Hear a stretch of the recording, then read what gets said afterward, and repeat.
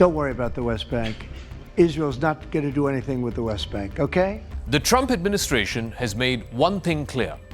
Any Israeli attempt to annex parts of the occupied West Bank will not be tolerated. US President Donald Trump drove that point home in an interview with the Time magazine published this week.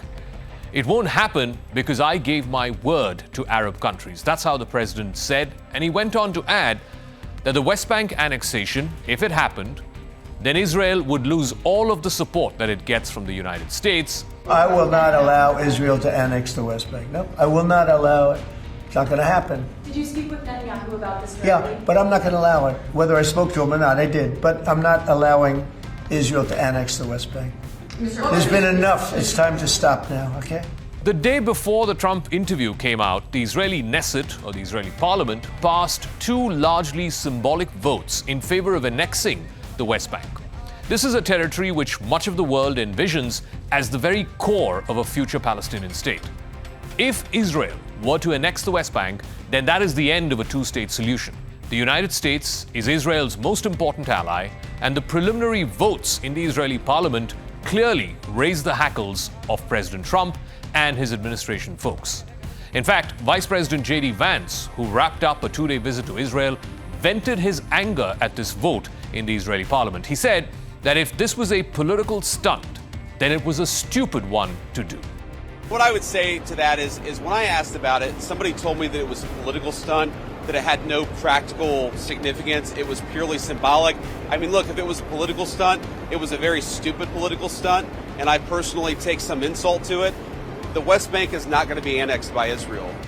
The votes in the Israeli parliament happened on Wednesday. That's the same day that Vance arrived in Israel.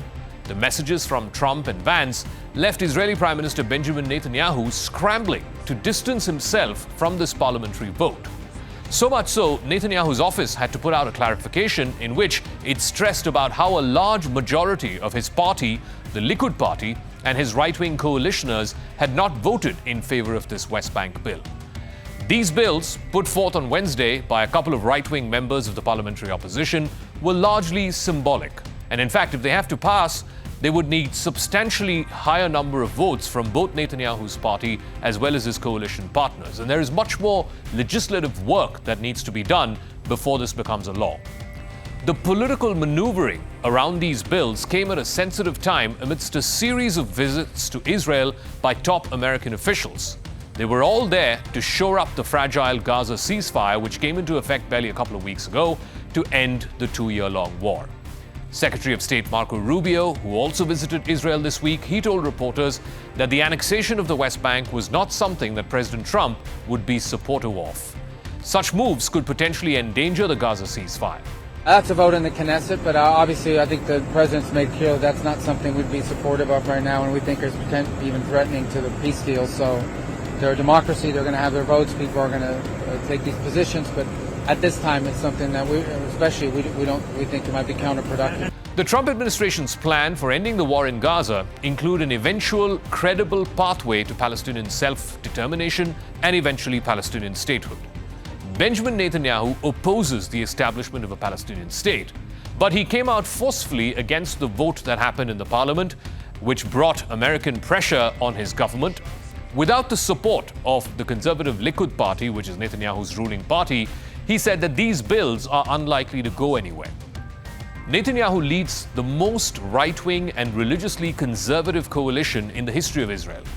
Key members of his coalition want to annex large parts of the West Bank. Some members of the ultranationalist parties, which help make up this coalition and support Netanyahu's government, have voted for the annexation bills. Most of the world views Jewish settlements in the West Bank as a violation of international law. The hardline opposition members who presented these bills have their own beef against Netanyahu. And other centrist members of the opposition simply exploited the votes to embarrass the prime minister and to expose splits within his coalition.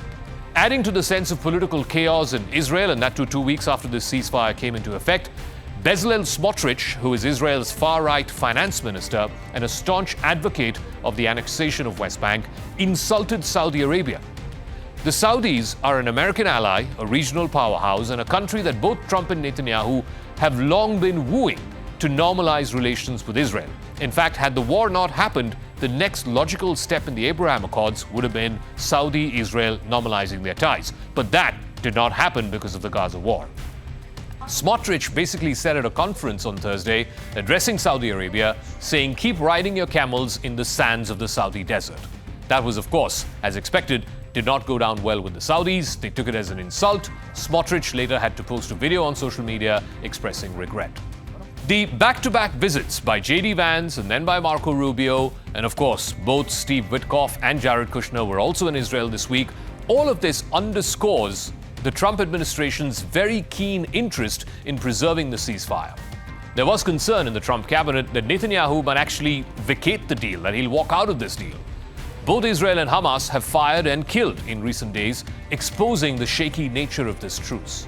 The ceasefire agreement that went into effect earlier this month led to an Israeli military pullback within Gaza.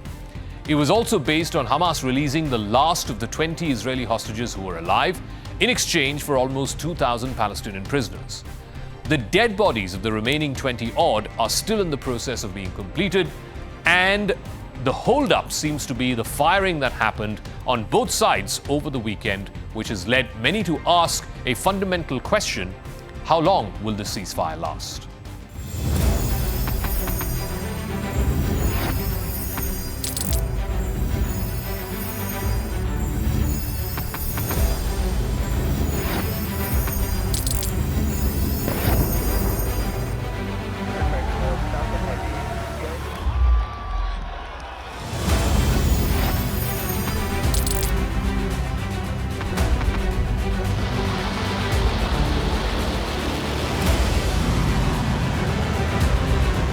Been fighting so long and so hard that they don't know what the they're doing.